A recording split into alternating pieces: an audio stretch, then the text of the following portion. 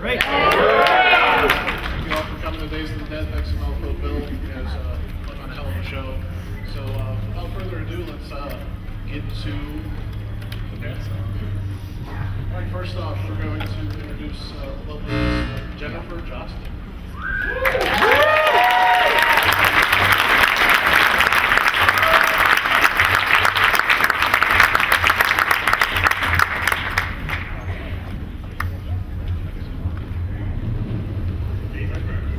Next, Robert Mukes.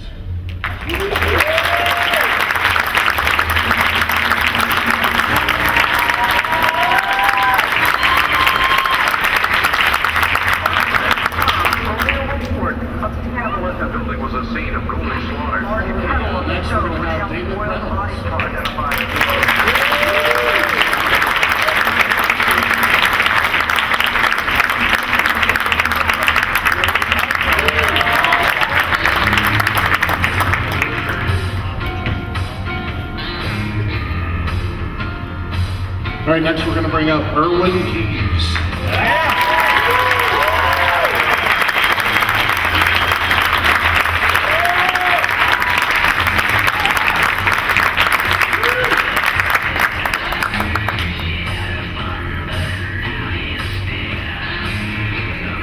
All right, next we're going to bring up Dr. Satan himself, Walter Phelan.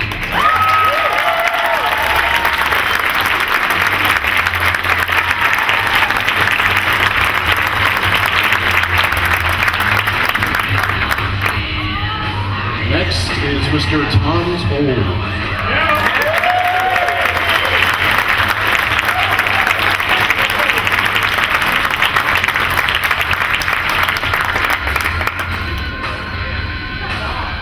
Alrighty, now we have the guy you might know as Captain Spaulding, Mr. Sid Haig.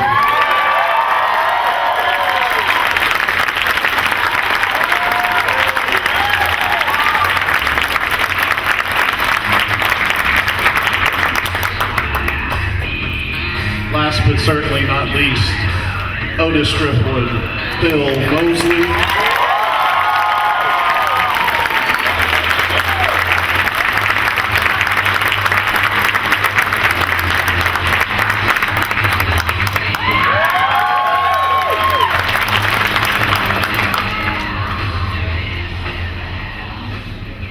Alrighty. First, I was talking to Bill. This should actually be the 13th anniversary of House of a Thousand Corpses, but it was the 10th. Should be, but there was some issues. Bill, go ahead and tell us a little bit about the issues getting it distributed. Well, no one wanted to distribute it. We actually shot this movie in 2000, and we shot it for Universal. Hey, everybody. I want to pitch backwards. We shot it for Universal. We shot it on the back lot of Universal. The House of a Thousand Corpses was actually the chicken ranch from Best Little Whorehouse in Texas. When we shot the movie, the trams kept going by full of tourists, and we'd come out covered with blood and skin and people's faces and wave to the tourists as they went by. But when the movie came out, or when the Universal Brass saw a rough cut of the movie, they were mortified. Even though the executives were on the set every day, they saw what we were doing, but they were mortified. In fact, I think that a person in charge of international distribution apparently fainted or had the vapors, whatever that means. She saw it, wasn't it the vapors? And yes, Sid, the vapors. Yeah, it was, yeah. What is the vapors? She was anyway? vaporous. Yeah. Stacy Snyder, she was the head of production for Universal Studios. And they were doing screenings all over the country and getting great results. Either people loved it or they hated it, which is exactly what you want. Right. And she asked Rob if she could come to one of the screenings. And he said, absolutely, of course, we're doing one wherever the hell it was. And so she came, and she was in the audience, and when the film was over, they found her in the lobby, shaking and crying uncontrollably. Somebody had to drag her fat ass home. And the next morning, she called Rob into the office and said, "We cannot release this film." Now, in all fairness, at the time, you know, in the year 2000, we had Columbine. There was some kind of a Senate hearing about R-rated material being exposed to children or something under 17 or whatever. So there was already, and then there was 9/11. Yeah. And So there was, the thing there was, is that, you know, they yeah. always blame Horror horror movies. film Yeah. for bad shit happening in the world. It's like the guys in Cave 27 never beat up the guys in Cave 26 because they were getting more tail. Okay? And that's a caveman reference, by the way, in case you didn't get that. That was pretty oblique, man. Yeah, I know. That was Neolithic. Didn't want to come out because I see little kids in the audience. I didn't want to say ass, okay? Yeah. That's good of you. We appreciate that. Don't say ass in front of kids. I mean, Yeah. that would just be that would be like putting out House of a Thousand Corpses to you know, a poor shuddering audience of Stacy Snyder's. Yeah. Yeah. So that was the deal. She just canceled the film. $7 million, okay, down the drain, because she was shaking in control. Stupid. So we wandered in the wilderness for 3 years, and finally, after fits and starts, Rob was about to put the movie out himself. MGM picked us up for about 2 weeks until they got insulted by a comment that Rob made on MTV about them not having any morals versus Universal, and so we just were just, you know, like a kicked dog. And finally, our friend Shayla Johnson, who's the head of DVD distribution at Lionsgate, saw House of a Thousand Corpses and brought it to the attention of her boss, the great Peter Block at Lionsgate, the head of movie production. He saw it and said, "Holy shit, man, let's put this out." Yep. And if it wasn't for him, you still wouldn't have seen it, okay? Because people just didn't get it. Yeah, we'd just be we'd be alive and well in the cutout bin of your local bankrupt Blockbuster. $5, gets you whatever you want. Yeah. We'd, Speaking of, we'd like, be the cutout sweeping the bin, floor though. in this fucking place instead of sitting at tables. True. Yeah. But speaking of the cutout floor, let's talk about that now. Yep. Everybody has heard about possibly a House of Thousand Corpses uncut director's version that has never seen the light of day. Anybody here heard about it, seen anything from it? Irwin, you had something about that, didn't you? Irwin, yeah. Okay, well, unfortunately, I have a couple of scenes that got cut from the movie and that people don't know about. The first scene is Sid hit the panic button. He hit a panic button. He hit the panic button, and then it cut to me. I'm in my little hole underneath his estate there, and I come running up to save him. And it was a quick shot, pretty quick shot, and it was shot in this really deep orange red, and Rob was told that they had to cut that out. It was one of those shots that would have taken the movie over to an X rating. So that's the reason. Irwin's not including that he had no pants on. But the thing that really, we were just talking about it backstage, the original ending, there was a different ending than the one that we see, and that's where Sid has this beautiful old milk truck, and he's driving down, he's tooling down the road, and there's the girl running across in front of the truck, and he stops, he picks her up, and she's screaming and yelling and yada yada, and finally Sid says, "Don't worry, honey, I got friends, they got a house right up the road." And then at that second, I popped out of the back of the milk truck, and I grab her by the throat, and I yank her into the back of the milk truck. And I was told that was it. That would have really kicked it over to an X rating. That was it. So they couldn't use it. What can I say? Jennifer, what do you think I'm an about X-star. that? That was actually Aaron Daniels, right? That was Aaron. Aaron Daniels. But the question is, what do you And think where is about it? Aaron Daniels right now? Sexy. She's having another child, right? Did any of you see the completed director's cut? You all saw it or no? There really is no director's Okay. cut. I mean, what happened was that Rob ended up, we was trying to, started editing at Universal. Okay. And then once we got booted out of Universal, there was a couple of boxes of footage that then went to MGM. then they booted us out. And in the process, I think a bunch of things got lost. So actually, there was actually less footage than more. And that's why we ended up shooting, in House of a Thousand Corpses, it's very cool because there's a lot of kind of weird colored footage. There is Run Rabbit Run, for instance. Run Rabbit Run was actually shot, I think, a couple of months after we finished production, just because we needed more stuff, because the film was so short because of lost footage. Right. He ended up filming a lot of stuff at home. At home, yeah. Yeah. Like when I played Ed Gein, I was down in the basement of Rob's house. Yes. We did Run Rabbit Run at Wayne Toth's makeup studio. That's right, yeah. Just all kinds of stuff. So, and so it ended up kind of being a patchwork. And I thought it really worked because it's so weird. There's the great skunk ape footage. Yeah, it becomes like a nice pastiche of just everything kind of melding together, but really it doesn't is. make any sense with a lot of the extra footage. Yeah. But put together, it's a really interesting piece. I think so. No, Drew, you had something, didn't you? Yeah, horror. And I got this free T-shirt too.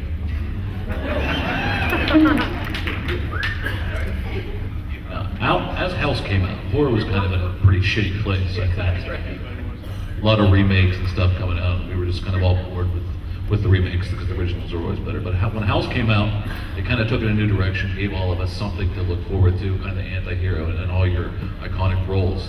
So, in your words, what set House apart in this time of war where it was all remakes? And when it came out, what set this movie apart as we're sitting here having a 10th anniversary, as opposed to how the scene was then? Start with Sid. Well,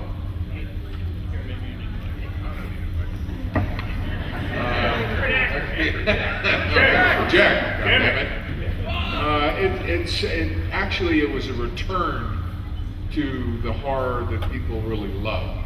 Okay, it wasn't anything new or different. It was just going back to the roots of what horror was all about, and that's why it took off so well. Because first of all, it wasn't another repeat or a re-imaging. What the hell does that mean? It's just reimagining. Yeah, that's it. It's just another word for stealing. Okay, because the imagination level in Hollywood at this point was like that big. Okay, yeah, that picture made money, and that picture made money, and that picture made money. So let's take all three stories and put them together, and our picture will certainly make money. Yeah, right. So yeah, it wasn't anything really different. It was just getting back to the roots. What did you guys say? Did you know you were going to be playing the next horror icons, especially Bill? So.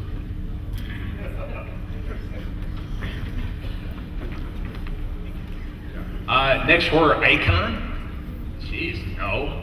I don't even know what an icon is. I think it's actually a religious painting that has actually got some spiritual value. So I don't even know when people mention, horror icon, that would probably be like some kind of painting, right? Anyway, a Russian triptych, yeah. No, I didn't. Actually, it was funny. When I first got, asked to play Otis Driftwood, I really thought that Rob Zombie wanted a kind of a reworked or reimagined Chop Top.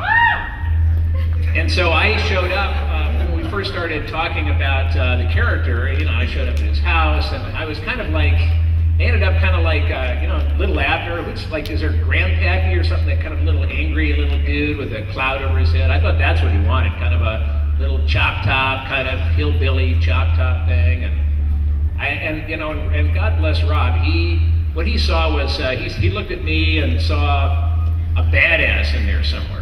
And I never really thought of myself as a badass at all. And my children don't think of me as a badass. But anyway, Rob said, you're a badass. And he basically gently but firmly pried my hands off Chop Top and led me to Otis. And I love being a badass, as it turns out. It's great, being a badass, man. So I certainly had no idea that's how it was going to work out, but sure glad it did. Yeah. All right, any of you other guys? Yeah. I mean, every one of you have become a costume outside right now. I mean, seriously, it's kind of gross, but I mean, look at the fan. Irwin, I know it's gonna be smaller. Stand up, real quick. Just take a look. Somebody made him this pin. Right here. Hey! All right. Beautiful. Great. That's great. The pin that everybody has for this is ridiculously awesome. I just, kudos to everybody that's a fan because you're the ones that have made it so excellent. So I want to thank you so much. Oh, great. Thank you. So Jennifer, you had some pretty intense scenes, Bill. How was it prior to the scenes? Are you a complete method actor, sir, or yeah? I don't even know what that means. I don't even know what that means. Because we know there's some, like Kane Hodder, who won't even look at people before shooting a scene with them. So, I mean, with the intensity of the scenes, how was it prior to them? Well, I think my favorite part of doing the scene with Bill was that I got to kiss Bill Moseley. That was pretty awesome. We had fun leading up to it, and it was we were all good friends on the set, and yeah, it was food was good. Bill was different than Sherry because Bill, after Bill was mean to me, we would just stop and talk and hang out while they reset the cameras and lights and stuff. But Sherry, who plays Baby, was not that way. Maybe she is a method actor, but because she was so upset and was very upset by having to kill me and do all of that kind of stuff. Yeah, she didn't like it. So she was different. Yeah, Sherry definitely, she doesn't like the bloody scenes. I just did some scenes in Lords of Salem with her, and she's just mortified. Yeah. And, it's just Claro syrup and food coloring, and she keeps saying, can we stop? Can we not do this scene anymore? which is surprising her husband, because if you go into their house, Again. it's just a horror museum. And, of course, Rob looks like he's rolled around in a trash can before he got up every morning. So, she doesn't like that. Sherry was just nervous from the get-go. I mean, when we had the table read in the studio, she was sitting across the table from me, and I could feel the heat coming off of her body. She was just that nervous, okay? And thank God for Karen Black, who kind of took her under her wing and coached her along and made things work for her. But she was extremely nervous. That was Sherry's first movie. First movie. Yeah. And then when we did Devil's Rejects, she had never been around firearms at all. And in the final scene when we're going to have to shoot out with the cops, I had the shotgun and I blew off the first shot, and she just fell into the seat. And I went, holy shit, I killed her. And the sound just got to her. I mean, she couldn't hear for 2 days, okay? So she's extremely sensitive when it comes to the kind of shit that we do. It's like, for us, it's like going to the store and buying a loaf of bread, That's just visit the Starbucks or something. Do it every day. Now, I did want to check with you though, Robert. As far as the Firefly clan, everybody's kind of, let's put this nicely, batshit fucking crazy. So, I just wanted to check with you, see if Rob gave you any kind of a backstory on him. Is there any reason why RJ is the most sane and most, personable of all the Firefly clan? I mean, he's the one that's actually going out in public, doing the tow driving. Anything about that? Hi guys, my name is Robert Mukes. I'm an actor. I think I had less blood stains on my character's wardrobe actually, between these two guys, and no monkey outfits. So I think that's how I was able to penetrate into society and pull it off there. Yeah, you're wearing the bear head. I inherited that from our grandfather, and so back in the day they used to wear those, and they kind of blend in, I thought. Yeah. Dave, what about you? I mean, you were wearing some heavy-ass costume. It was just, freaking like, oh, well, I'm just gonna rob the shit out of this place.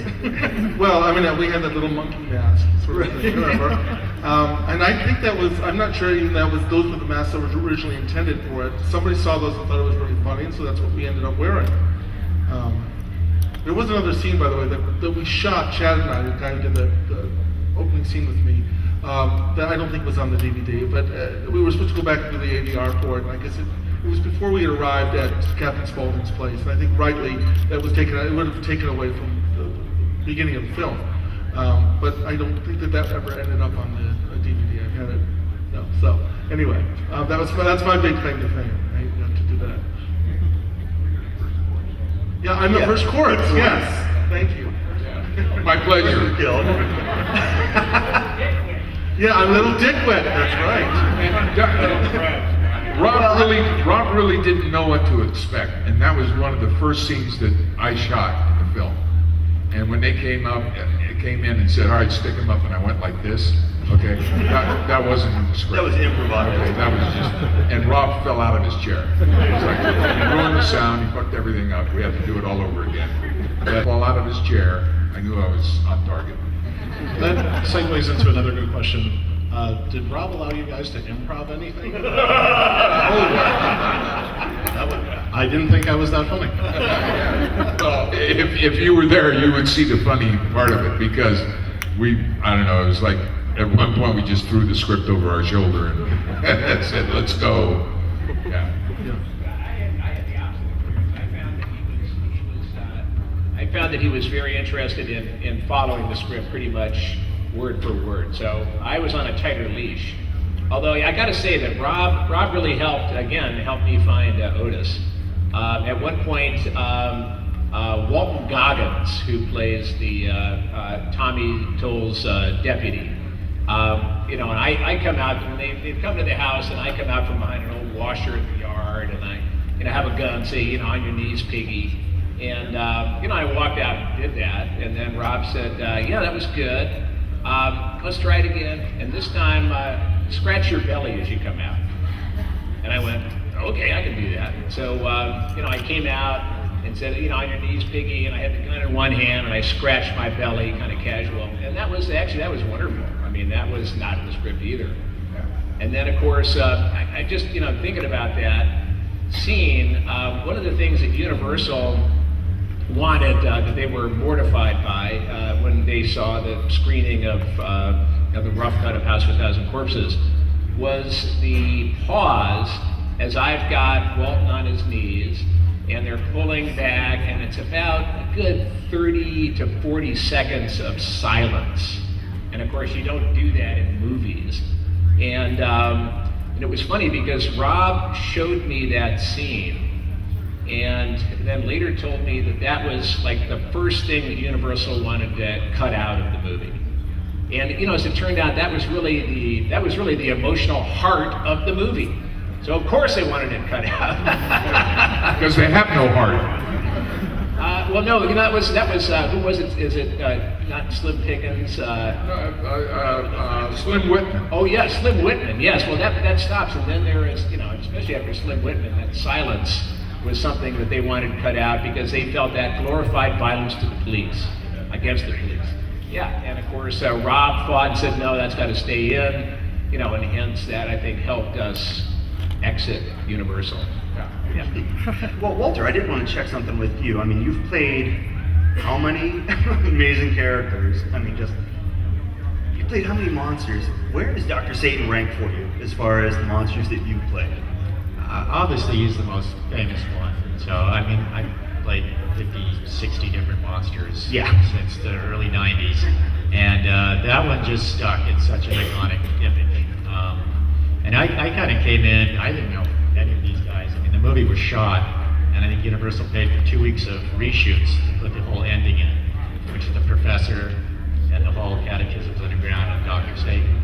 And so I knew Wayne Toth, who was Rob's main makeup guy, builds all of his stage props and everything. And they were just looking for a skinny guy to play Dr. Satan, and I knew Wayne for years. And, showed up and shot it in 2 days, and it was all out of focus. And I guess Rob was pissed. Some French focus puller, there was not much left. So when you look at it, it's very odd because it's almost like still images, and it's kind of slowed down, but it kind of gives it that creepy effect. It definitely works creepy. Yeah, it's definitely creepy. And then later, like Bill said, Wayne would call me. I think we went 3 or 4 times to Rob's house in LA, and We set up, we did tiny burning in the bed downstairs, did the Albert Fish makeup, eating some Campbell soup up in Rob's living room. And we did that 3 or 4 times. That is some of the most fun I've had making a film, was going to his house and just like guerrilla filmmaking, making sets. And he's got a video camera, Sherry making chicken for lunch. It's great. But Dr. Satan, She could really tear the head right off. oh, she could, yeah, his pins and stuff. So she's no good with blood, but tearing chicken heads off is She fine. cooks a good chicken lunch, yeah. Now, Tom and Sid, you guys have a scene together in Captain Spaulding's place, and I remember watching the behind-the-scenes commentary, and there's a scene where you two guys are right next to each other, and it's 2 horror icons. Henry, like Living Dead, Sid Haig. I mean, we could go on. What was that like? How did you guys prep for that scene? And I mean, we just want to know what it was like. I had no preparation because I'm fucking crazy. Okay. But we rehearsed this scene at Universal Studios with Michael. Michael Jackson? No, Michael. No. Yeah. Beat it. The day that the Kentucky Michael J. Pollard, the day of the Kentucky Derby, and the only thing that Michael J. Pollard wanted to do was go home and watch the Kentucky Derby, okay, and smoke a dude, yeah, Is that a technical or term? in whatever order. But we did do a little rehearsing of that scene, but he works organically, I work organically, and it's just, we know what has to happen in the scene, and we just make it happen, okay? Like it's Sid's way of saying we don't really give a fuck, we just have fun. We get out there, and contrary to Bill's experience, ours with Rob, which is why we laugh, is set him free. And once we got together, it was just an event. I mean, this is a fabulous person to work with. You got energy, he bounces it back to you, and that's the synergy that comes out. It's fabulous being on the set with Sid and then having Rob just, like you said, try to get him to fall out of his chair. That's our primary objective. Everything else becomes wholly irrelevant. But the end result is something that is unique, it's perfect for the moment, and it carries this strange elliptical vibe that adds an additional power to the film, I think. I mean, I enjoyed working with everybody in that movie, and with the cast. I mean, these are phenomenal people to have in your presence and just be on set with. But I mean, my deputy sheriff is Walton Goggins. I think this was his 3rd film. And Walton, later like 2 years later, won an Academy Award for a short that he made. He's now doing Justified and doing a killer job. I mean, this is what happens. You somehow, Rob, puts amazing people together, puts them in the same room, shakes that bag. What comes out is magic. There is no way around it. Both those films are phenomenal moments of, for want of a better word, iconic horror that changed the industry, literally changed the industry. It was never the same after these guys got through with it. That's for fucking sure. Also, it was an example of the 2 biggest heads in show business. We did fill the screen. Those are some big fucking heads. Big heads and noses, man. We're gonna take Hershey Kisses to our heads and go as Dolly Parton for Take out. Alrighty, we wanted to turn this question Q&A over to you, the fans. So, who has some questions for the House of 1,000 Corpses? Hey, what's up, guys? First of all, being the Southern boy that I am, I really appreciated y'all had a character named Rufus. I've probably got like 3 cousins and 2 uncles named Rufus. Also, Sid, how much fried chicken was consumed on set? You know what? I learned to hate fried chicken. We had that fucking KFC, that grease on the bone. Oh my God. That's that black bone chicken. Yeah. Oh, terrible, terrible. I don't. To this day, I don't eat chicken. Yeah. Fried chicken. That's another thing. Stacy Snyder, yeah, was interviewed by the Los Angeles Times, and the reporter asked why Hannibal got a thumbs up and House of 1,000 Corpses got a thumbs down. And she said that, well, that's because we know that Anthony M is not like that. Can I interest y'all in some fried chicken? She was afraid that the actors in House of 1,000 Corpses were unrecognizable, so that people would actually think we were really like that. Like that, yeah. And I actually got in trouble with a few months ago. So perhaps I could have had something to do with it. Yeah. We're all miscreants. Yeah, shit happens. Call back to the bitch. Yeah. Right, because the checks didn't clear. Yeah, there were no residuals. We didn't get paid much. People always ask me what my favorite film is, and it's the one where the check cleared. This question is for Bill. I have an obsession with your characters, but don't be afraid. I'm not afraid. Okay. Do I look afraid? A little. Was it more fun to do batshit crazy like Chop Top or batshit evil like Otis? Whew. Well, that's a tough question. It's kind of like, which of your kids do you like more? Might have one, but don't tell the others. Actually, I found that I always seem to identify more with Chop Top, but that's slowly changed, I'd say. So I kind of like batshit evil more than batshit crazy, because batshit evil seems to come with a little more power. Good question. When you're on the set, was there any unexpected moments or one of you that was a particular practical joker that was habitual with it? Because I know I love doing it, so I was just wondering if you did too.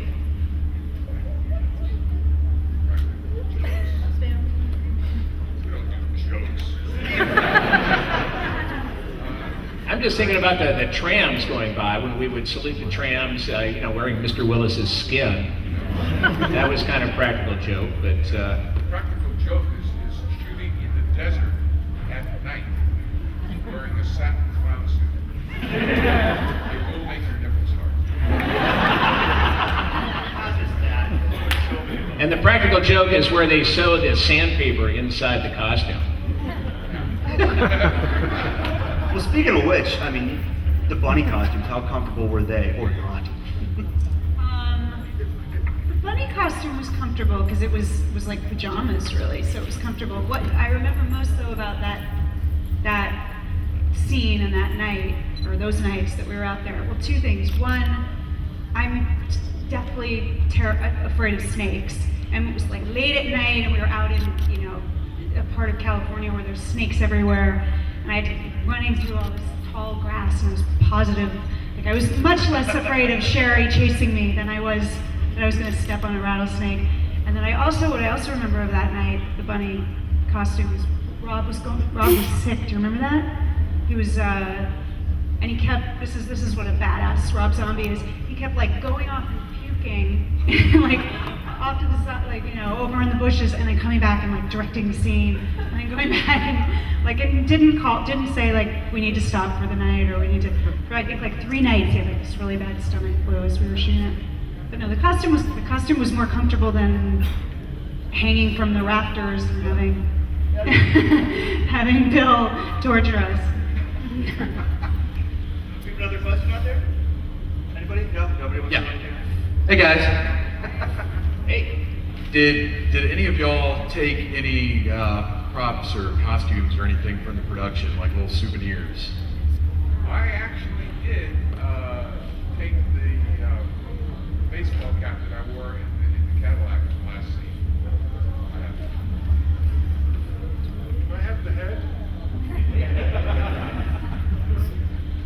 As said I have the mask I wore.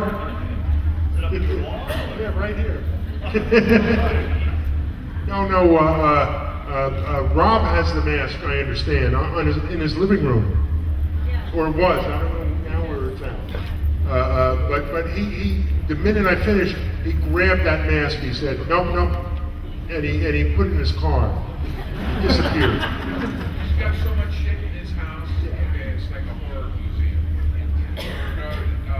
Tracy, give us the mic. Houses, they've got the fancy dinner plate rail around the kitchen. In their house, it was full of skulls all the way around. Did you not get that?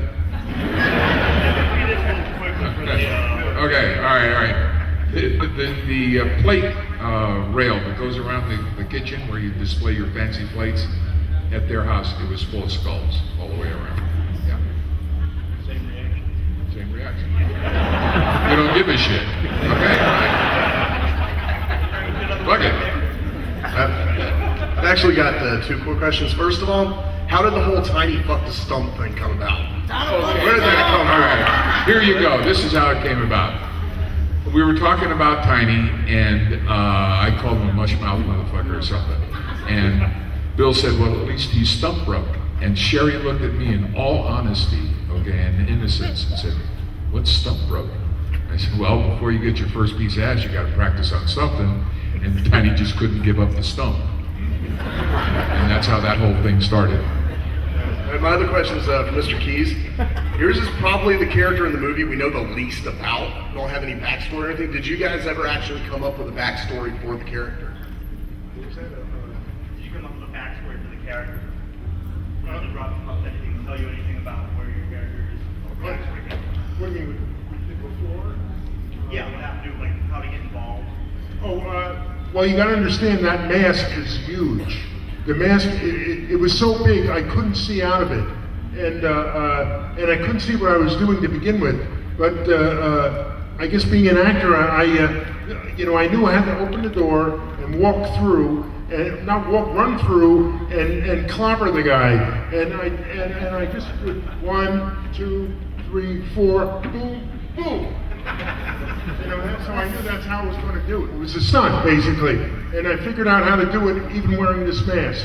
And that's kind of how we did the mask thing. But,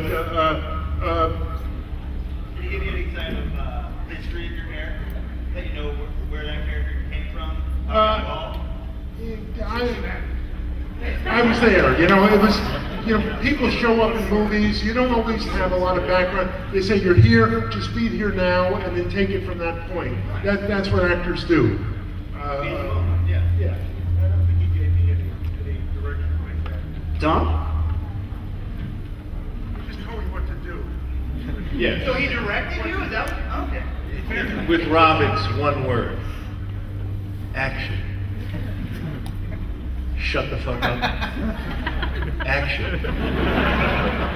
Shut the fuck up. That's good. Action.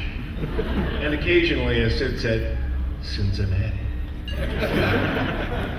It's very esoteric. I mean, Rob he's working on another plane, clearly. By the way, I consider Tommy Tolles here the original Otis. Please say that into the mic. I consider Tommy Tolles, I always defer to him as the original Otis because of his amazing work in Henry Portrait of a Serial Killer. So I'm just borrowing the name. But You're Otis, man. that was a fucked up movie, man. You're crazy. Oh wait, I'm the only one. You're the only one.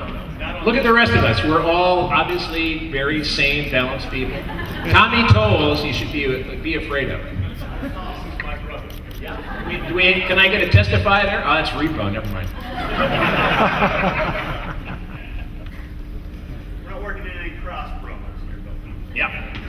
Hey, bring it on. Hey guys. So I'm wondering, just between the differences between House of the Thousand Corpses and The Devil's Rejects, how you guys are so evil, and the plan was just so evil in House of the Thousand Corpses, and you go over to Devil's Rejects, and I remember when I would see it in theater, the audience started applauding when William Forsythe's character, the sheriff, was killed. And was there any sort of direction or anything from Rob Zombie notifying that you guys were going to be taking that drastic of a character change as far as becoming the sympathetic character or characters?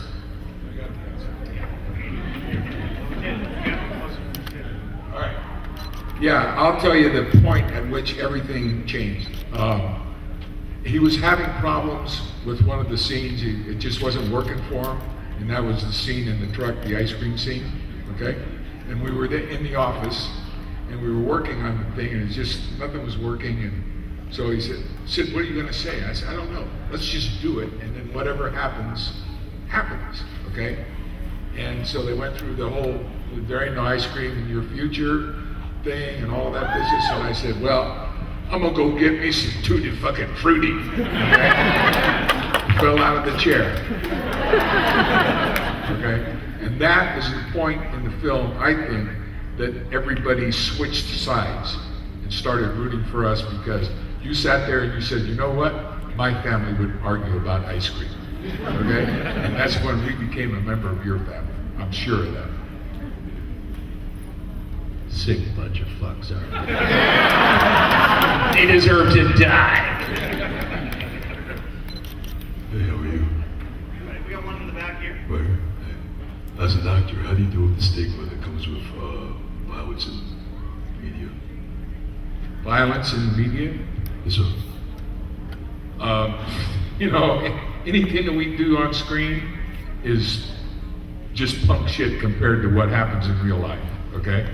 And everybody tries to blame the movies, and everybody tries to blame the songs, and all the rest of that shit. Video game. Yeah, video games. You know, there's fucked up people in the world, okay? And they will do shit. We're actually mirroring them. They aren't mirroring us. And we do it with rules too. We have, usually there's some kind of a moral core, you know, and it's over after 90 minutes, and you can pause it if it gets too heavy. But you know, actually, violence in movies is a lot of times is beautifully choreographed. You know, it ends up there's a lot of art in it in terms of the special effects makeup. You know, it's well choreographed. In fact, for Devil's Rejects, our stunt coordinator was Kane Hodder.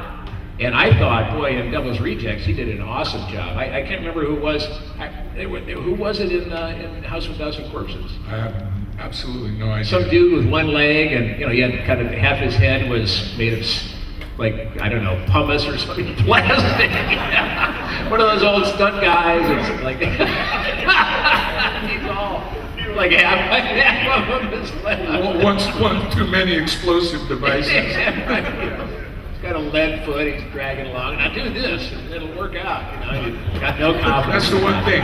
If you've been in the business as long as some of us have, the first thing you do when you meet a special effects man is count his fingers. If he's got them all there, you know you're in good shape. I mean, yeah, I've done films with three-fingered special effects guys, okay? And if you got a skinny caterer too, that's not a good sign. Yeah. When you see the caterer going like this, okay, it's over. So we have time for one more question. Anybody have a question?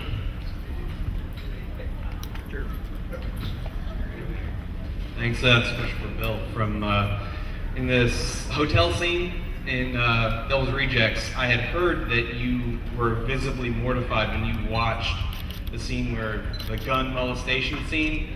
Is there any truth to that, or and for anyone else, were there any scenes you did which, when you saw them finish, you're like, wow, that's kind of disturbing? Well, that was a disturbing scene because, you know, I don't do that at home.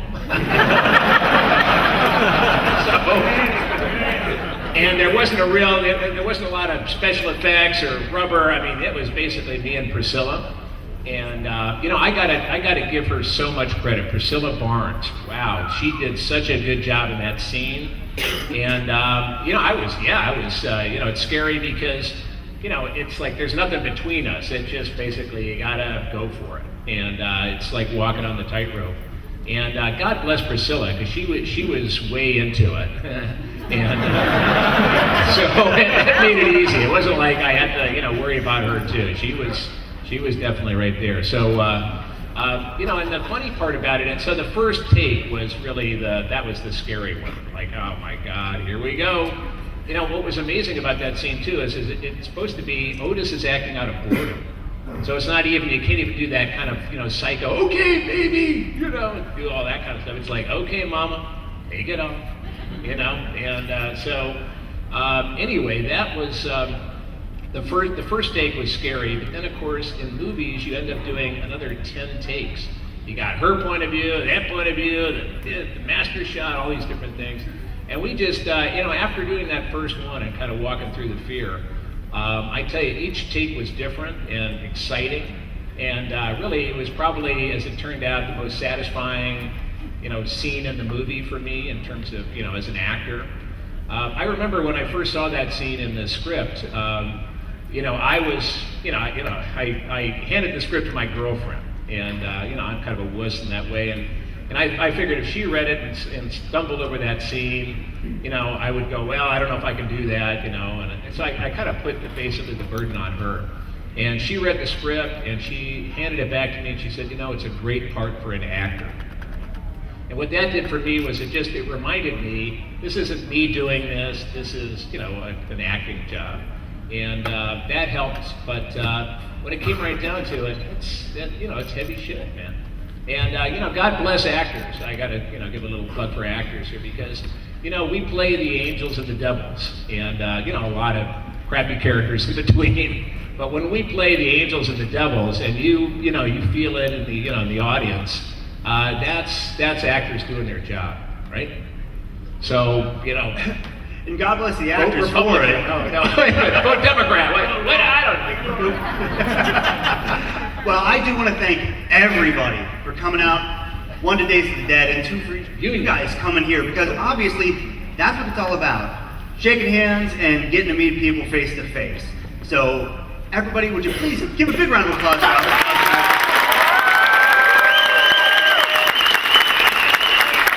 And now we would like to get a big group photo of everybody, so everybody get right up here. Now we're going to sing the Star Spangled Banner. Exactly. Sid, why don't you lead us?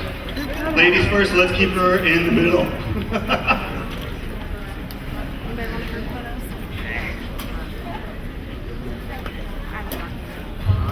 Dave, is this the closest you've been to a one in a while? I don't know. We're hungry.